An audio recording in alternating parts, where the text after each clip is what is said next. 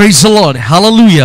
మన రక్షకుడు సజీవుడైనటువంటి యేసుక్రీస్తు నామముందు కృపా ఘడియలు ప్రేక్షకులందరికీ గ్రీటింగ్స్ నేను తెలియజేస్తూ ఈ జోసెఫ్ ప్రసన్న కుమార్ యూట్యూబ్ ఛానల్కి ప్రేమపూర్వకంగా మిమ్మల్ని ఆహ్వానిస్తుంటున్నాను. మరి ఒకసారి మీ ఎదుట ఈ విధంగా వాక్యము పంచుకోవడానికి దేవుడు నాకు ఇచ్చినటువంటి కృపను బట్టి సమస్త మహిమ ఘనత ప్రభావములు యేసుక్రీస్తు నామమునికే కలుగును గాక. ఆమేన్. ఈరోజు దేవుడు మనతో మాట్లాడబోయేటువంటి అంశము యబ్బోకు రేవు అనుభవము నీకు ఉందా అనేటువంటి ఒక ఆధ్యాత్మిక సందేశము ద్వారా ప్రభు మీతో మాట్లాడాలని ఆయన ఆశపడుతుంటున్నాడు. దయచేసి ఇక సందేశము అంతా కూడా మీరు విని దేవుని యొక్క ఆశీర్వాదములు ప్రార్థన శక్తి మీరు పొందుకోవాల్సిందిగా నేను కోరుతుంటున్నాను. అసలు యబ్బోకు రేవు అనుభవం అంటే ఏంటిది అనేటువంటిది మనం చూడబోతున్నామండి. బైబిల్ గ్రంథము అనేటువంటిది ఒక విభిన్నమైనటువంటి పుస్తకం. ప్రేమైన వాళ్ళరా, ఒకవేళ ఈ ప్రపంచంలో వేల లైబ్రరీస్ ఉంటున్నాయి, ఒకవేళ కొన్ని లక్షల పుస్తకములు ఉండవచ్చు అండి, లాక్స్ ఆఫ్ బుక్స్ ఉండవచ్చు. అయితే ఒకే ఒక పుస్తకము ప్రపంచం అంతట్లో మాట్లాడే పుస్తకం ఏదైనా ఉందంటే అది బైబిల్ గ్రంథం అండి. హల్లెలూయా. మన జీవితములను మార్చేటువంటి పుస్తకము ఏదైనా ఉందా అంటే అది ఒక్క బైబిల్ గ్రంథము మాత్రమే అండి. రెండవదిగా ఈ బైబిల్ గ్రంథంలో చూసినట్లయితే అనేకమైనటువంటి అనుభవాలు ఉంటున్నాయి, అనేకమైనటువంటి ఆధ్యాత్మిక అనుభవాలు ఉంటున్నాయి. మనతో మాట్లాడడం మాత్రమే కాదు, మన జీవితములను మార్చివేయడం మాత్రమే కాదు, అనేకమైనటువంటి అనుభవాల దిశగా మనల్ని బైబిల్ గ్రంథం నడిపిస్తుందండి. యాకోబు జీవితంలో ఒక అనుభవం ఏంటిదో తెలుసా? యబ్బోకు రేవు. దేవుని బిడ్డలారా, దేవుని వాక్యంలో చూసినట్లయితే ఆదికాండము 32వ అధ్యాయము 24వ వచనం మనం చూసుకుందాం. యాకోబు ఒక్కడు మిగిలిపోయెను, ఒక నరుడు తెల్లవారు వరకు అతనితో పెనుగులాడెను. దేవుని బిడ్డలారా, అసలు యబ్బోకు రేవు అంటే ఏంటిది, ఆ అనుభవం ఏంటిది, దాంట్లో ఏముంది అనేటువంటిది మనం ఈరోజు వాక్యంలో చూడబోతున్నాం. మొదటిగా చూసినట్లయితే యాకోబు ఒక్కడిగా మిగిలిపోయాను. హల్లెలూయా. యాకోబు జీవితంలో ఒక రోజు వచ్చింది, తన జీవితంలో అప్పటికే వివాహమైంది, అనేక మంది పిల్లలు ఉంటున్నారు, బహుమంది పనివారు ఉంటున్నారు. మరి చూసినట్లయితే చాలా ఒకవేళ ఆస్తి సంపాదించి ఉన్నాడు, వేల కొలది పశువులు సంపాదించినటువంటి వ్యక్తి. అయితే ఇవన్నీ కాదు అని యాకోబు జీవితంలో ఒక రోజు వచ్చిందంట. వాక్యంలో రాయబడింది కదా, ఒక్కడు మిగిలిపోయెను, ఒక్కడు మిగిలిపోయెను. Jacob was left alone. యాకోబు ఒక్కడిగా మిగిలిపోయినట్లుగా మనం దేవుని వాక్యంలో చూడగలమండి. రెండోదిగా చూసినట్లయితే ఒక నరుడు తెల్లవారు వరకు అతనితో పెనుగులాడెను. పెనుగులాడెను అంటే అదేదో WWF కాదండి, ఫైటింగ్ కాదు, లేదా రెజ్లింగ్ కాదు. దేవుని బిడ్డలారా, యాకోబు దేవుని దగ్గర మొరపెట్టాడు, ప్రార్థించడం ప్రారంభించాడు. వాక్యంలోనే రాయబడింది, ఆ ప్రార్థనలో దేవుడిని యాకోబు గెలిచినట్లుగా మనం చూడగలం. దేవుని వాక్యంలో చూసినట్లయితే బైబిల్ గ్రంథంలో అనేకమైనటువంటి హిస్టారిక్ ప్రేయర్స్ ఉంటున్నాయండి, చారిత్రాత్మకమైనటువంటి ప్రార్థనలు, బలమైనటువంటి ప్రార్థనలు ఉంటున్నాయి, హిస్టారిక్ ప్రేయర్స్ ఉంటున్నాయి. అందులో ఒకటి యాకోబు చేసినటువంటి ప్రార్థన. అన్నిటికంటే హిస్టారిక్ ప్రేయర్ ఏదైనా ఉందంటే మరలా మన ప్రభు అయినటువంటి యేసుక్రీస్తు కల్వరి సిలువలో ఆయన చేసినటువంటి ప్రార్థనలు ఉంటున్నాయండి, హిస్టారిక్ ప్రేయర్స్. అయితే ఇక్కడ యాకోబు చేసినటువంటి ప్రార్థన కూడా అదొక హిస్టారిక్ ప్రేయర్ అండి. దేవుని వాక్యంలో చూసినట్లయితే ఆదికాండము 32వ అధ్యాయము 22వ వచనం మనం చూసుకుందాం. ఆ రాత్రి అతడు లేచి తన 2 భార్యలను, తన 2 దాసీలను, తన 11 మంది పిల్లలను తీసుకొని యబ్బోకు రేవు దాటిపోయెను. దేవుని బిడ్డలారా, ఈ మాటలోనికి మనం వెళ్ళక ముందు ఒక ప్రశ్న అండి. యబ్బోకు అనేటువంటిది అది రేవునా లేదా అది ఒక నదినా? ప్రశ్న అండి. బైబిల్లో ఏమని రాయబడిందంటే యబ్బోకు రేవు వారు దాటిపోయెను. They passed over brook Jabbok or ford Jabbok. ఆ యొక్క రేవు అనేటువంటి మాటకు ఫోర్డ్ అనేటువంటి మాట వస్తుంది, అదే రీతిగా బ్రూక్ అనేటువంటి మాట అంటారండి.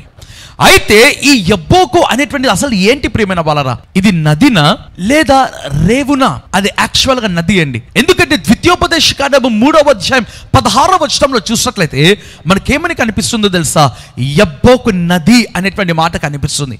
మరి ఇక్కడ రేవు అని వ్రాయబడిందే, కరెక్టేనా లేదా తప్పునా అంటే ఇది కూడా కరెక్టే దేవుని బిడ్డలారా. కారణం ఏంటిదంటే నదిలో రేవు అనేటువంటిది ఒక భాగం, షాలో ఆఫ్ వాటర్స్.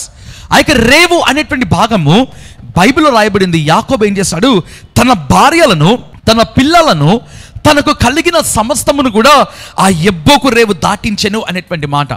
దేవుని బిడ్డలారా, యాకోబు జీవితంలో 2 రకములైన ప్రయాణములు ఉంటున్నాయండి. ప్రతి ఒక్కరి జీవితంలో కూడా 2 రకముల ప్రయాణములు ఉంటున్నాయి. మొదటి ప్రయాణము ఏంటిదంటే, యాకోబు జీవితంలో ఆ యొక్క కనాను నుంచి సిరియాకు మొదటి ప్రయాణం అండి. ఫ్రమ్ కేనన్ టు సిరియా, అది మొదటి ప్రయాణం. ఎందుకు అక్కడి నుంచి వచ్చేసాడు?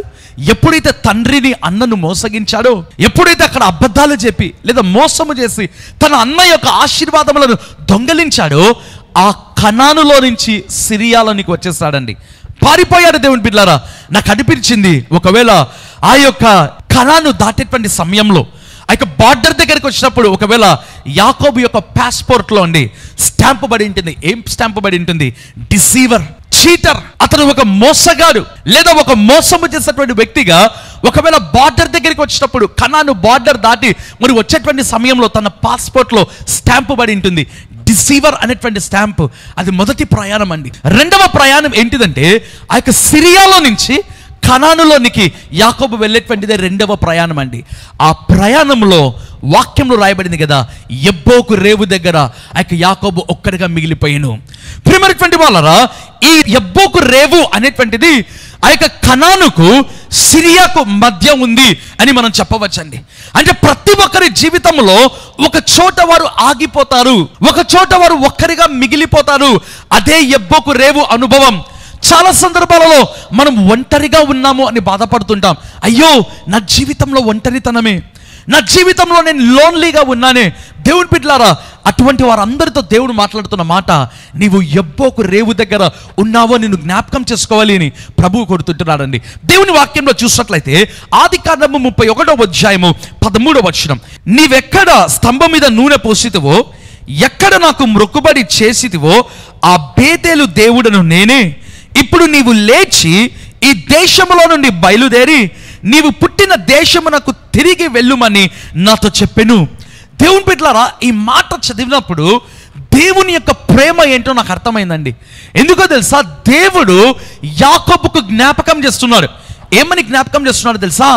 I am God of Bethel, నేను బేతేలు యొక్క దేవుణ్ణి అని జ్ఞాపకం చేస్తున్నాడు. ఎందుకండి?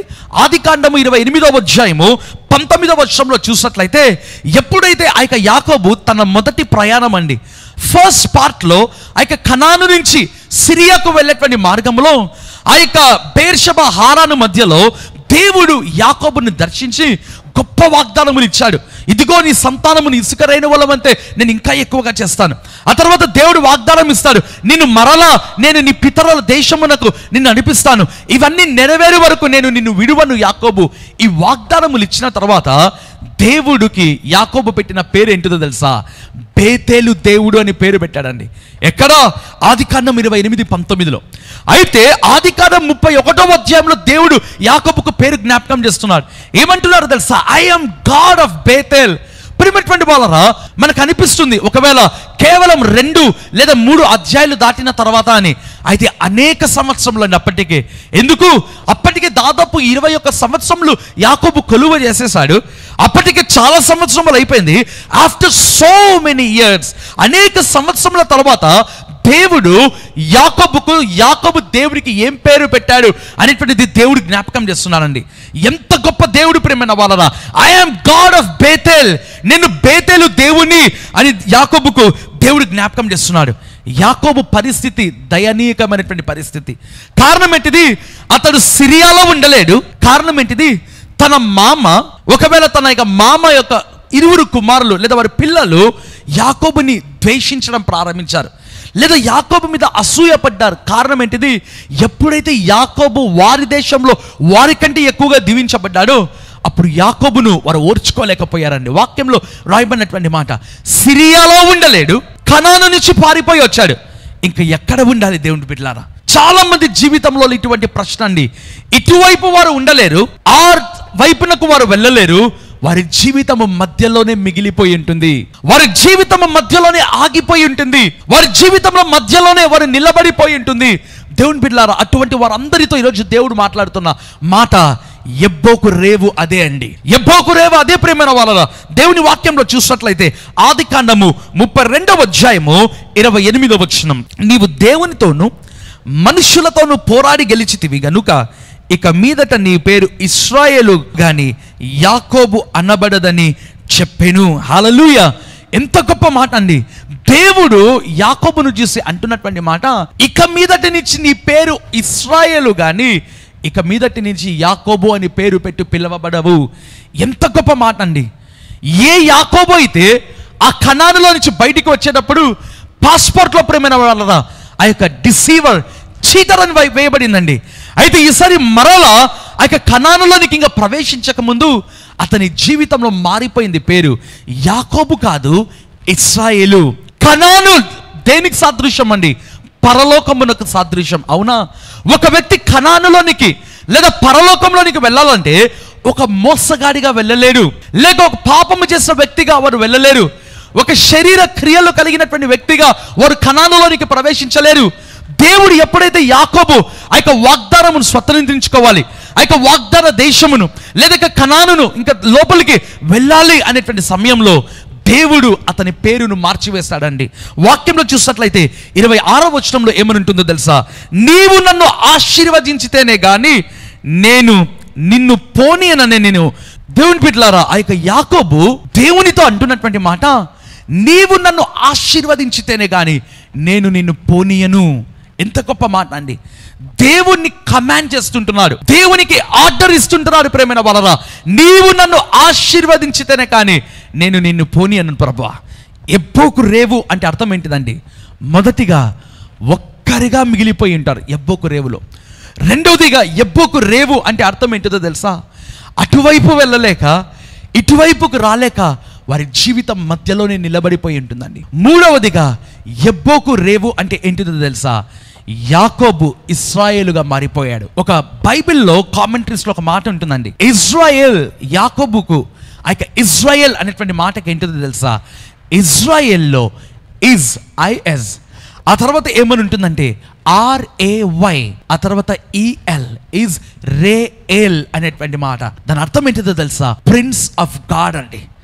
దాని అర్థము ప్రిన్స్ ఆఫ్ గాడ్. అంత గొప్పగా రిగార్డ్ చేస్తారు ఇప్పటికీ ఆ యొక్క యూదులు అనబడినటువంటి వాళ్ళు. కారణం ఏంటిది?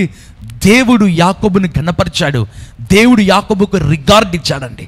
అందుకే ఇశ్రాయేలు ఇప్పటికీ యాకోబుని జ్ఞాపకం చేసుకుంటారు. వాళ్ళ మూల పురుషుడిగా ఇప్పటికీ యాకోబు జ్ఞాపకం చేసుకుంటాడండి. ఈరోజు దేవునితో మాట్లాడుతున్న మాట ఏంటో తెలుసా? నీ ఎబ్బోకు రేవు అనుభవములో నీవు ఒక్కరిగా మిగిలిపోయి ఇటువైపు అటువైపు వెళ్ళలేక మధ్యలో నిలబడిపోయి ఒకవేళ ఉన్నావా, దేవుడు అంటున్నటువంటి మాట, నీవు ఎప్పుడైతే ప్రార్థనలో నీ సమస్యలను పెట్టి ఆ ప్రార్థనలో నీవు గెలవడం ప్రారంభించాలి. అదే ఎబ్బోకు రేవు అనుభవం అండి.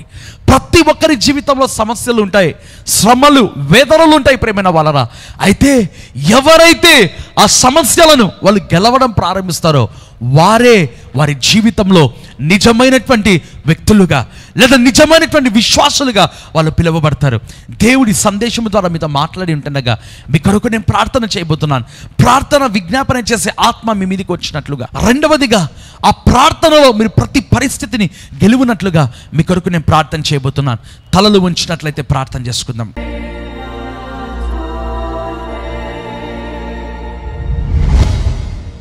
కృపగల దేవా, దయగలిగినటువంటి మా ప్రభువా, తన్ని మీరు ఇచ్చినటువంటి ఈ యొక్క అద్భుతమైనటువంటి సందేశం, ఎబ్బోకు రేవు అనుభవం నీకు ఉందా అనేటువంటి సందేశము ద్వారా నీ ప్రియ బిడ్డలతో మీరు మాట్లాడి ఉంటుండగా నీకు స్తోత్రములు ప్రభువా.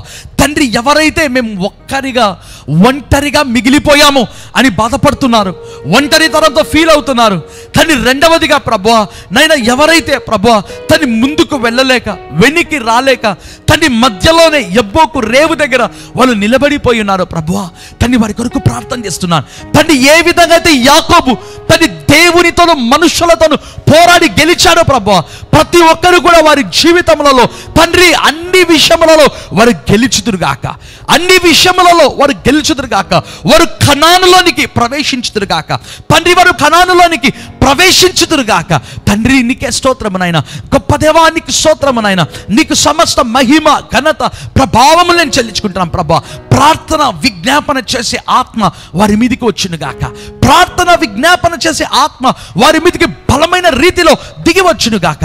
అయ్యా ఇదిగో ప్రభా, ఎవరైతే రోగస్తులు వ్యాధిగ్రస్తులై ఉన్నారో స్వస్థపరచండి, వారి బాగుపరచండి, వారి జీవితంలో బలమైన కార్యములు జరిగించండి.